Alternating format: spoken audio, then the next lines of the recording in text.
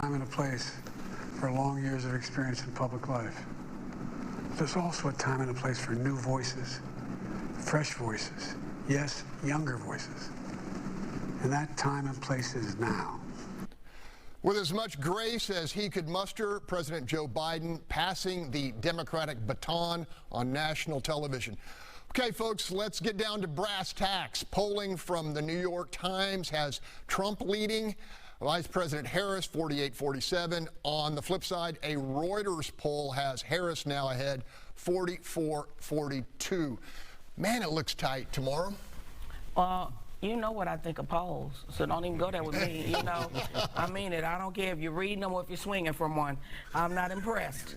That doesn't mean anything. I did want to go back to the fact that Joe Biden made this sacrifice to run because they had to talk him into even running for the position. This man was still grieving about his oldest son, and he served his term, and then he came back. So now, for him to gracefully say, you know what, I did my part, I'm out, let me go, that was a huge nod to how much he loves the country, because that takes a lot. When you get that high up, those people are power hungry like the other person running on the other side.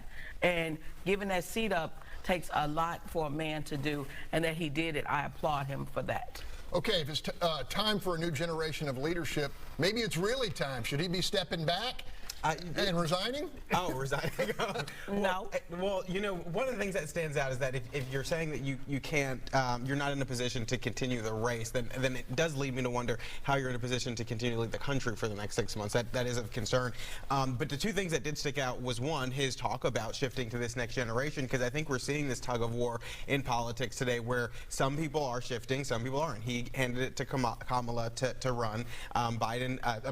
Trump picked a millennial to be his vice presidential candidate. We're seeing it we're going to talk about it later in the Congressional District 18 race with a number of young people stepping up. And so we're seeing this kind of push and pull of shift of power from older folks to younger folks. And the other part is he brought up character in public life, and he said, you know, it should still matter. And it kind of feels like it doesn't in a lot of instances. It feels like we turn a blind eye a lot of times to the character of our elected officials, and I think that is something that needs to change.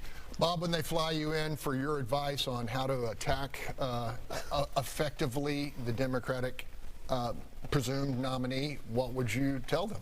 Well, one of the things that Chris Tritico said when I was on the show last time was that this needs to be about policy and not personalities, and I completely agreed with him. So let's look at the policies that President Trump had put in place, and then let's look at the policies that Kamala Harris has professed in her run for president, where she didn't earn a single delegate's vote.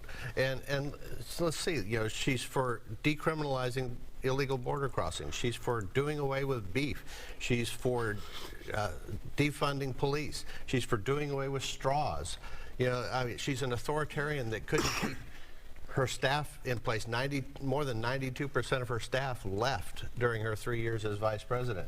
So what kind of a president is she going to be in terms of bringing the issues forward? Well, I think I can answer that. Let's look at the presidency of Donald J. Trump and all of the cabinet members that exited, starting with Rex Tillerson, and then the parade of people who left. It wasn't 92%. Who left him. You asked what kind of, I guess she's going to be that kind of president. And to your point about the Democrats, the Republicans did a primary and all that kind of good stuff, yeah, you did the thorough thing, and look at what you came up with. You came up with a two-time divorcee, an adulterer who adulterates with porn stars, a liar, a cheater, a con artist, and that's the best that the GOP has to offer. Okay. They need to replace the nominee. We can talk more about this on Overtime when we